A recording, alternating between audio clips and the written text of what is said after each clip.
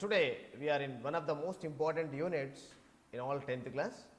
Recently, in the previous public examinations and even in the previous examinations, there were many questions from this unit. Mostly, at least one question you get from this particular unit. So, please be attentive and listen to me carefully so that you understand the lesson and then you can score better. So, now the 7th unit what we enter is nation and diversity. How are these two concepts, nation and diversity, are connected together? So, today let us look at this particular concepts called nation and diversity. Here the concept of nation and diversity encompasses acceptance and respect. We have to accept these two concepts and respect them. Then only there is particular meaning for this particular concepts. So, here a nation has got different diversities and we have to accept that particular diversities and then respect them as they are. The things won't change according to us, but as the things keep going, we have to accept them and then we have to respect them and we have to proceed in the flow. So, that is what we require in this present day situation, and especially a country like India, which is very big and very vast. We should accept the country and we should respect it as it is. And it means understanding that each individual is unique. In a country, each individual, not only in a country, everywhere, each human being is unique and each person is unique, and the potentialities, the caliber and everything and the way they think and the way they act, everything is unique, something one cannot have like the other. Now, here if you can just look at, these can be along the dimensions of race, ethnicity, gender, socio-economic status, age, physical abilities, religious beliefs, political beliefs or other ideologies. Now, here dimensions of race, there are different races, and then here different ethnicity, ethnic behaviors, everything. You do have a lot of differences from one place to place, one state to state, from one region to the other region. So, there are different kinds of ethnicity found in the country, and then gender, and then socio-economic status. Especially when you talk about gender in India, so gender discrimination, gender bias was there right from the ages together. And now we have to understand each gender in a proper way and a particular way, and then has to be equalized. Gender equality should be there, and then they should be given equal priority in this way. Now, here we should respect each gender as they are. And next, socio-economic status in the society, economically, and there are so many other aspects where the status is meant. And here whatever may be the status that we have, but still we are all Indians, and that particular aspect should be kept in the mind and then should be acted upon as per the requirement needed. And next, age. So, a different age group people, especially as per India. Now, here we have the different youth available in our particular country, and as per the youth power, so it should be required or it is needed in order to develop the country. So, this is what we need to understand, that particular concept. And then physical abilities, and now our physical abilities, our whatever we have, the potentialities should be useful to the country and for the development of the country. And then religious beliefs, we have a lot of religious beliefs, one and the other, and each person has got one's own religion, one's own beliefs, and they should be respected as they are, and we shouldn't really hurt the feelings or the religion of the other. So this is what the religious beliefs and political beliefs. Now here you have a lot of choosing of the leaders and everything. Ours is one of the biggest democratic countries where we choose our own leaders and then rule as per the guidelines of that particular leaders, and then we give them the freedom to rule us. Now here we also have other ideologies, maybe the culture, maybe heritage, and so many other aspects of this all are present in the nation, and they are all diversified in their nature. And it is the exploration of these differences in a safe, positive, and nurturing environment. So this should be explored, this should be found out, and the differences should be known in a safe, positive, and nurturing environment. People should be in a safe place, and they should be positively thinking about all these aspects, and then they should nurture a proper environment for all those things in order to have a peaceful environment in a country. And it is about understanding each other and moving beyond simple tolerance to embracing and celebrating the rich dimensions of diversity contained within the country. Now here, it is all in understanding each other. So we are not different, but we are as one nation, one country, should be together, should understand each other and move beyond a simple tolerance. Now you should tolerate with each other beyond the differences what we have personally, and then we have to tolerate each other to embracing and celebrating the rich dimensions of diversity. So you have a rich dimensions of diversity, and we should remember about that particular aspects, and then whatever are there within the country, we have to accept them and proceed further. So this is what we have to understand here. And then one more aspect is the mutual respect in the nation. So we have to have mutual respect. You respect other and the other respects you. If you do not respect the other doesn't respect you. So that is what a mutual understanding should be always present in the country. So initiative to build the nation is also another concept. Now we should take initiative to build the nation, to develop the nation. You shouldn't question what country has done to me, rather question what I have done to the nation or the country to develop it, to make it better. So this particular, the second concept of what I have done to the country or I should develop my country will definitely work wonders, and then it makes India stand in the greatest position. So this is what we have to remember. So this is all about the nation and the diversity, how they are connected with each other. So far we have seen about the nation and the diversity, and these two concepts, nation and diversity, how they are connected. Now let us enter into the lessons. And now here, Unit 7, Reading A, My Childhood. Here, this particular lesson, My Childhood, so here my refers to A.P.J. Abdul Kalam, the former president, the 11th president of India, and then talks about how his childhood was there and what exactly did he learn from his childhood, and some incidences from his childhood are being given in the lesson to show how religious tolerance or how understanding between two religions was really great, and how what kind of qualities that were promoted because of the religious tolerance, how unity in diversity was promoted in his childhood. All those were the concepts which are really dealt in this particular lesson, and we will benefit from his experiences, how we also can cultivate the religious tolerance in our day-to-day life. So now let us look at this particular lesson, My Childhood, of A.P.J. Abdul Kalam. My Childhood is an autobiographical sketch of A.P.J. Abdul Kalam, the former president of India. Now here, if you just look at autobiographical sketch, here when you talk about auto means self, bio means life, Graphy means history.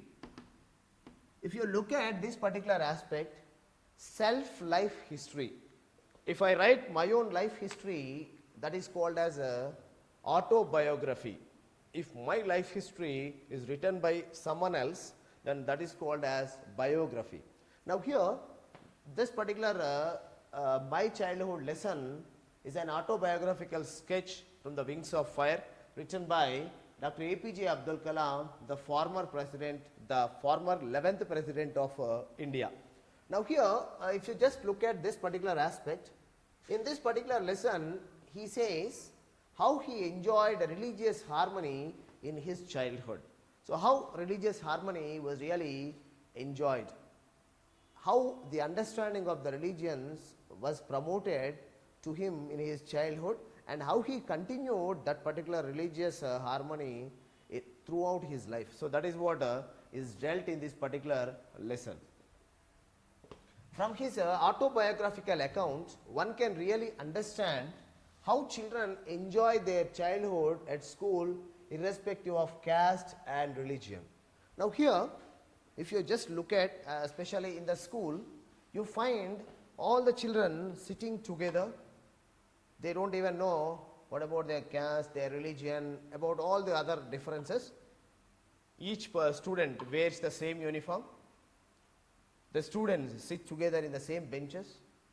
Students sit together side by side, irrespective of their caste, religion, or color, or whatever it might be. So in that way, we enjoy the childhood irrespective of all these differences that we have. That is why they call it as uniform. Okay, you are in the same form in order to accept each other. So that's what the schools generally do. And then, now here, the childhood experience of Kalam is a significant example of India's unity in diversity. Now here, this particular lesson, my childhood, or the childhood experience of Dr. A.P.J. Abdul Kalam, is a significant or important example of India's unity in diversity. If you are supposed to really say about unity in diversity, how it was practically shown, if you just show the life of Dr. A.P.J. Abdul Kalam, that is enough. Person or people can understand what is meant by this unity in diversity. And next, Kalam was born in middle class Tamil family at Rameshwaram in Tamil Nadu. So he was born in a middle class Tamil family in Rameshwaram, at Rameshwaram in Tamil Nadu.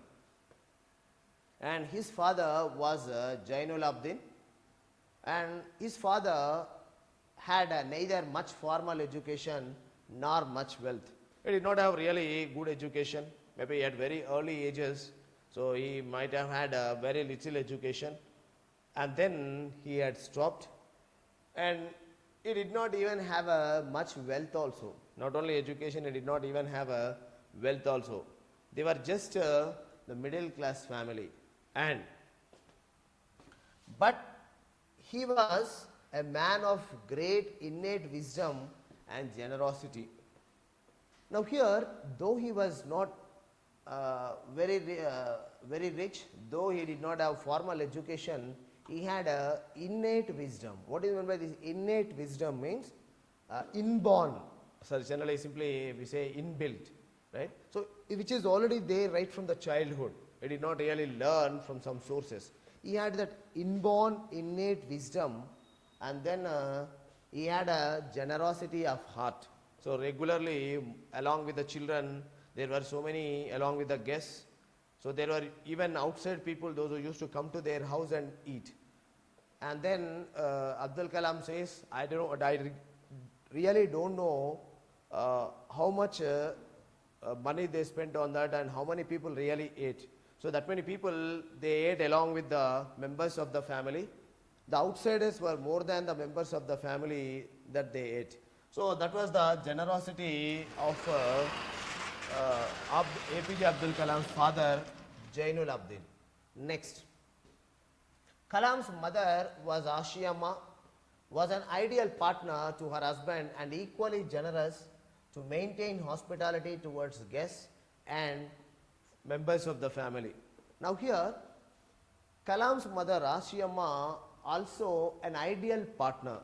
Ideal partner in the sense those who cooperated to the ideologies of the husband.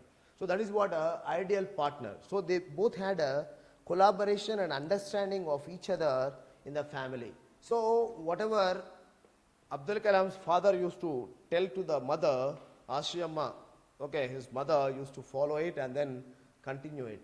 And then she was also equally generous to maintain hospitality towards the guests and members of the family. Now here she maintained the hospitality towards the guests. She used to serve without getting frustration or without shouting at the people. She was very, very generous. She was happy to serve to the guests also as she used to serve to the members of the family. And next, Kalam's house was on the Mosque Street in Rameshwaram in the former Madras state. Here, the former Madras state consisted even Telugu speaking people also.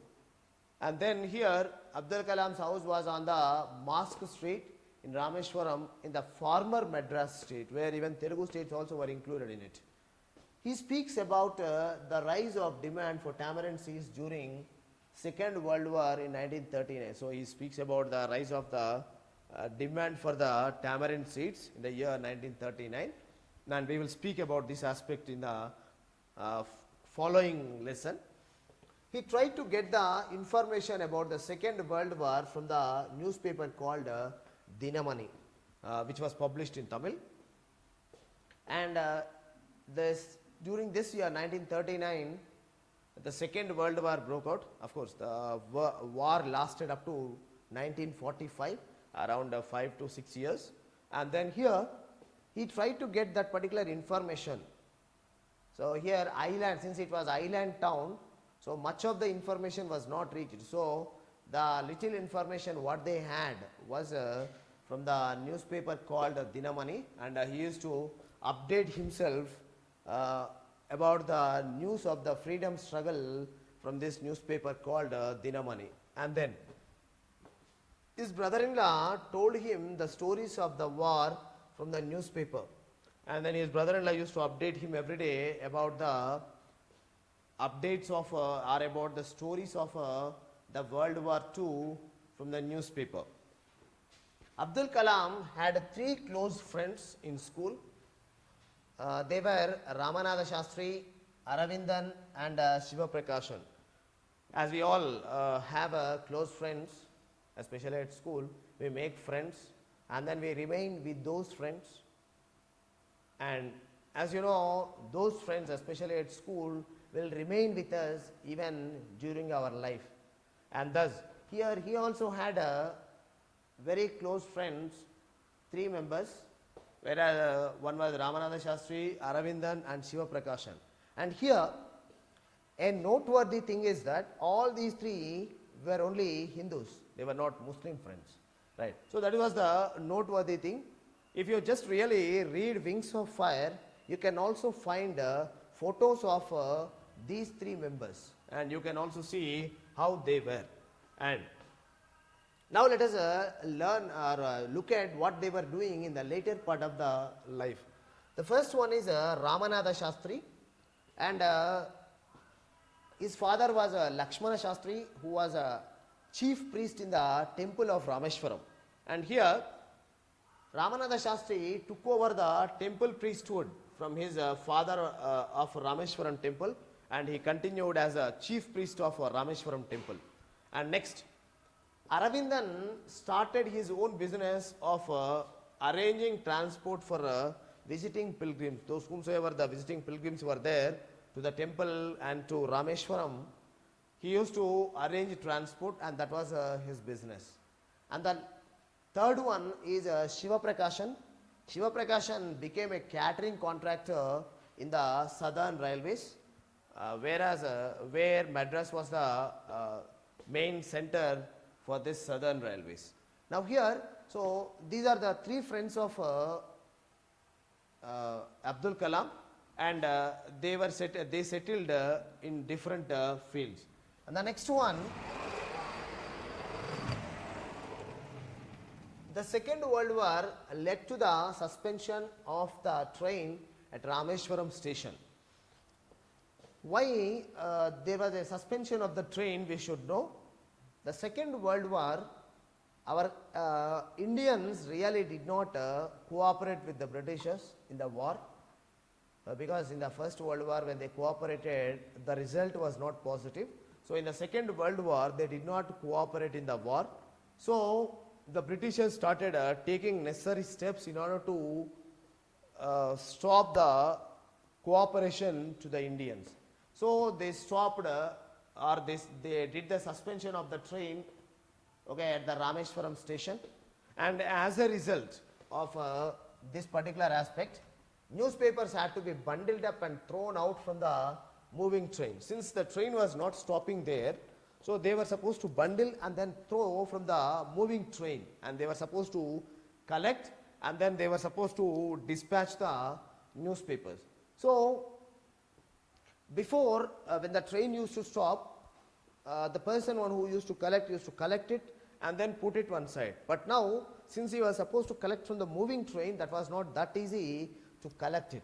So this forced Kalam's cousin Shamsuddin, who distributed newspapers in Rameshwaram, to look for a helping hand to catch the bundles. So now this forced, or this made Kalam's cousin Shamsuddin to collect the newspapers, and he wanted one more helping hand in order to collect the newspapers from moving train. And then what happened? Abdul Kalam took up this position and earned his first wages in the process. So now Abdul Kalam, his cousin Shamsuddin asked Abdul Kalam to join him, and Abdul Kalam filled that particular slot, or filled that particular position in collecting or in becoming a helping hand to his cousin, and thus he earned his first wages in the process. And in the lesson it is very clearly said that he felt, okay, that was a very great thing that he has earned, though in the later part of the life, though he earned a lot of money, though he earned a lot of positions, but still that was the first and the greatest position that he had in his life. Now, he had earned some money when he started helping his cousin. So that is what is said in the lesson. When the Second World War broke out, there was a sudden demand for tamarind seeds in the market. That's what I was discussing to you. And here, when the demand rose, or when demand broke out for the tamarind seeds, he collected the seeds and sold them at a provision shop on Mosque Street. So generally children, when some demand is there, what they do is they collect and then they sell, maybe as a matter of, to buy petty things. So they collect, they sell, and then they get the money. So he also collected the seeds and sold them at a provision shop on Mosque Street, and usually a day's collection earned him 1 anna. So now here, for selling this tamarind seeds, he used to collect 1 anna. And here he mentions princely sum of 1 anna. Those days 1 anna also was very precious and important. So that's why he mentions in the lesson as a princely sum of 1 anna. So now let us further continue about it.